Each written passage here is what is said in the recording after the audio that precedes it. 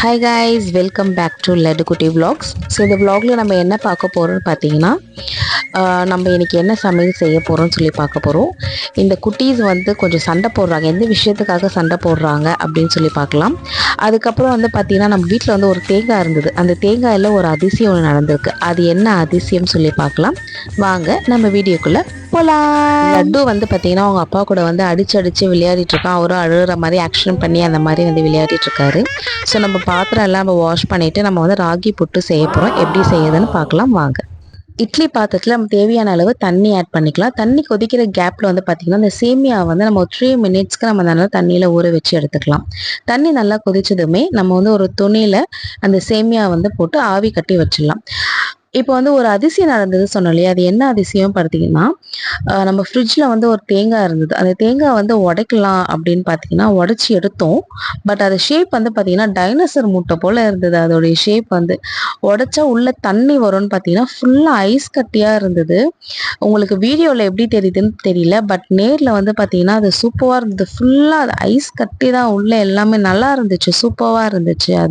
அதோட எக்ஸ்பீரியன்ஸ் உங்கள் வீட்டில் இந்த மாதிரி யாருக்குன்னா நடந்துருந்ததுன்னா கண்டிப்பாக என் கூட ஷேர் பண்ணுங்கள்.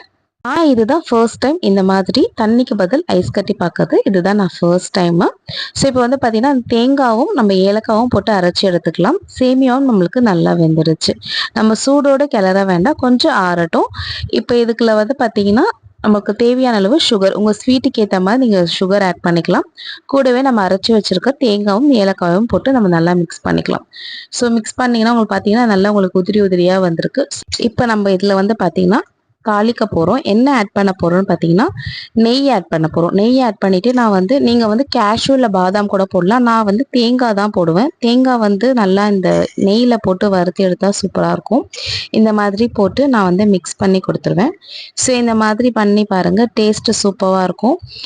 அட்லீஸ்ட் நீங்கள் வந்து மந்த்லி ட்வைஸாவது நீங்கள் இந்த ராகி புட்டு வந்து நீங்கள் செஞ்சு பசங்களுக்கு கொடுங்க. ஸோ ஃபர்ஸ்ட்லாம் நம்ம அம்மாலாம் செஞ்சு கொடுப்பாங்க. இப்போல்லாம் பசங்க யாரும் இந்த மாதிரி விரும்பி சாப்பிட்றதில்ல. நீங்கள் கண்டிப்பாக ட்ரை பண்ணி கொடுங்க.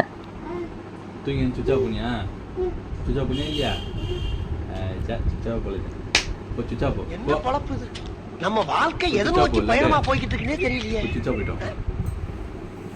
புட்டு, ராகி புட்டு. ராகி புட்டு ஸ்பூனுங்க. ஸ்பூனா? உன் கையும் விரலையும் உனக்கு ஒரு ஸ்பூன் தான். நவரா புட்டு இதுன்றதுல பொம்மை காட்டுறா போ.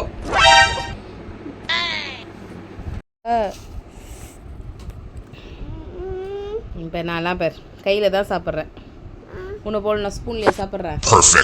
இப்போ வந்து பார்த்தீங்கன்னா வீட்டுக்கு வந்து பார்த்தீங்கன்னா அம்மா வந்திருக்காங்க, ஆஷிகா திலக்லாம் வந்திருக்காங்க. ஸோ இவங்க வந்து என்னெல்லாம் கலாட்டா பண்ணுறாங்கன்னு சொல்லி பார்க்கலாம் வாங்க. ஸோ எனக்கு வந்து பார்த்தீங்கன்னா எங்கள் அம்மா செய்யறதுல சில டிஷ்ஷஸ்லாம் எனக்கு ரொம்ப பிடிக்கும். அது வந்து நம்ம என்ன தான் இப்போ நம்ம வந்து நல்லா செஞ்சு நம்ம பசங்களுக்கு கொடுத்தாலுமே நம்ம அம்மா செய்கிற டிஷ்ஷஸ் வந்து நமக்கு வந்து செட் ஆகாது. நம்ம என்ன தான் நம்ம செஞ்சாலும் அந்த டேஸ்ட் வராது. ஸோ அந்த மாதிரி ஒரு விஷயந்தான் இந்த அடை. இந்த அடை வந்து எனக்கு ரொம்ப பிடிக்கும். நான் நிறையா வாட்டி ட்ரை பண்ணி ஊற வச்சு நானும் செஞ்சுருக்கேன். பட் எனக்கு அது சாட்டிஸ்ஃபிகேஷனாகவே இருக்காது. அது அவங்க செஞ்சு எனக்கு கொடுத்து நான் சாப்பிட்டா தான் எனக்கு பிடிக்கும். இது போல் உங்கள் அம்மா உங்களுக்கு செஞ்சு பிடிச்சி சாப்பிட்ட சாப்பாடுலாம் உங்களுக்கு என்னன்னு சொல்லி என்கிட்ட ஷேர் பண்ணுங்க. இப்போ வந்து பார்த்தீங்கன்னா இந்த ஊஞ்சலுக்கு இங்கே சண்டை போயிட்டுருக்கு. ஸோ யார் இந்த ஊஞ்சலில் விளையாடணும்னு சொல்லிட்டு சண்டை போட்டுட்ருக்கு. ஸோ அது கொஞ்சம் போகட்டும், நம்ம அப்புறம் இந்த ஊஞ்சல் சண்டையை வந்து கண்டினியூ பண்ணலாம். இப்போ நம்ம வந்து கொஞ்சம் வேலைலாம் இருந்தது, அந்த சாம்பார் பாத்திரம் தொலைக்கத்தெலாம் முடிச்சாச்சு. ஸோ நடுவில் நமக்கு வந்து கொஞ்சம் வந்து லட்டுக்கு வந்து இந்த கஞ்சி ஊட்டுற வெள்ளம் இருந்தது, இதெல்லாம் வந்து நம்ம கொடுத்தாச்சு. இப்போ அகெயின் வந்து பார்த்திங்கன்னா நம்ம லட்டு வந்து தில்லைக்கிட்டேருந்து வந்து பார்த்திங்கன்னா இந்த ஊஞ்சல் வந்து வாங்கிட்டான். ஸோ அவர் தான் இந்த ஆடணும், அவர் இப்படி தான் ஆடிட்டுருப்பாரு. அடுத்தது நம்ம ஆஷிகா. ஆக்சுவலாக அந்த ஊஞ்சல் வந்து பார்த்திங்கன்னா நம்ம லட்டுக்காக கட்டினது. இப்போ லட்டு வந்து யூஸ் பண்ணுறது இல்லை, இந்த மாதிரி தான் விளையாடிட்டு இருக்காங்க. அதனால நம்ம கழட்டில் பசங்க வந்து விளையாடிட்டு போட்டோம் அப்படின்னு சொல்லிட்டு அப்படியே இருக்கு. 4 பேர் சண்டை போட்டுப்பாங்க. விஷாந்த், யஷ்வந்த், ஆஷிகா, திலக் 4 பேருமே இந்த ஊஞ்சலுக்கு வந்து சண்டை போட்டுப்பாங்க. சண்டை போட்டு இப்படி தான் ஆடிட்டு இருப்பாங்க. என்ன சொல்றான்னு பாருங்க ஆஷிகா. விளையாடும் போது அடி நேர்ப்பீங்களே இதில் எப்படி பத்துப்பீங்க அதில்?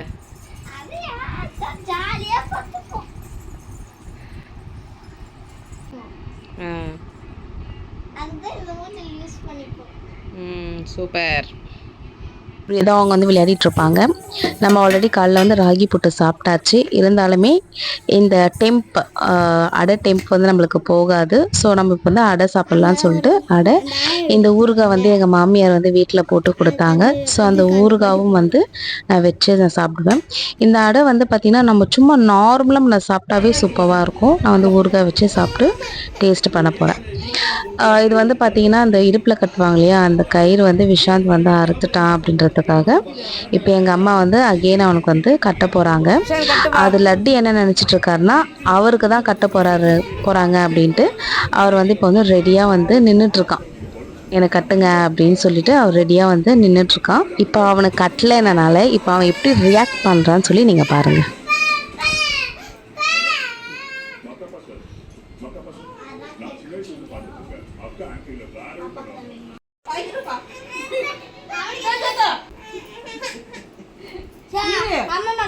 கட்டி விடுவாங்க. அண்ணா கட்டிட்டு உனக்கு கட்டுறேன்னா அண்ணா கட்டிட்டு அதுக்கப்புறம் உனக்கு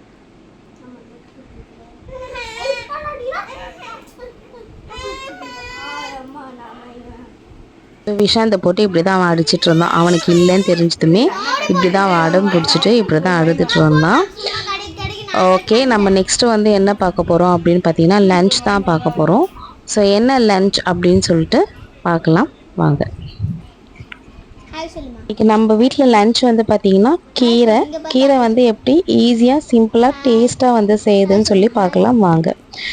ஒரு கடாயில் தேவையான அளவு தண்ணி நல்லா கொதிச்சதுமே சிறுபருப்பு துவரம்பருப்பு ஊற வச்சு நம்ம எடுத்துக்கலாம்.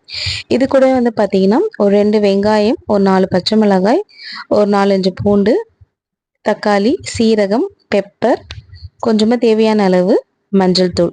ஸோ இது எல்லாமே போட்டு நம்ம நல்லா வேக வச்சு எடுத்துக்கலாம். இந்த மாதிரி ஓப்பனாக செய்யுங்க. நீங்கள் குக்கரில் இல்லாமல் இந்த மாதிரி ஓப்பனாக செஞ்சு பாருங்கள். டேஸ்ட் உங்களுக்கு சூப்பராக கொடுக்கும். ஆக்சுவலாக நம்ம வந்து குக்கரில் நீங்கள் பருப்பு வேக வைக்கிறதோட இந்த மாதிரி வேக வச்சு பாருங்கள், சூப்பராக இருக்கும்.